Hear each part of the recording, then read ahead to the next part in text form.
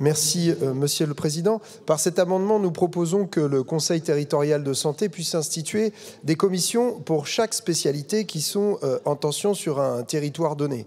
Alors ça justifie pleinement puisqu'on sait que 25% des médecins spécialistes couvrent seulement 5% des territoires. On a une quarantaine de départements qui sont aujourd'hui sous le seuil critique de 40 spécialistes pour 100 000 habitants.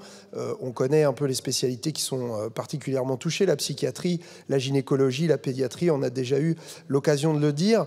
Le texte énonce que 23,6% des femmes vivent dans un désert médical gynécologique, que 27,5% des enfants vivent dans un désert médical psychiatrique. Dans mon département, la Seine-et-Marne, qui est classé 98e sur 101 pour l'accès à la santé, en 10 ans, le département a gagné plus de 90 000 habitants, mais a perdu 200 médecins. Ça se traduit sur certaines spécialités par une véritable tension. Selon l'adresse en Seine-et-Marne, il y a 80 ophtalmologues. Nous en avons perdu 4 ces dernières années, ce qui fait qu'on a une densité de spécialistes de 5,57 pour 100 000 habitants. Il en faudrait 44 de plus. En cardiologie, on compte 97 spécialistes. Il en faudrait 60 de plus.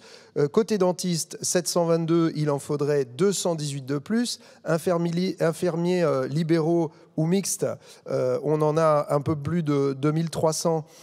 Il en faudrait quasiment autant, il faudrait quasiment doubler. C'est la raison pour laquelle, alors j'ai pris l'exemple de la Seine-et-Marne, mais c'est vrai dans un certain nombre d'autres départements, il nous semble important d'instituer ces commissions spécialisées pour vraiment les domaines les plus en carence à l'intérieur de ces conseils territoriaux de santé. Je vous remercie.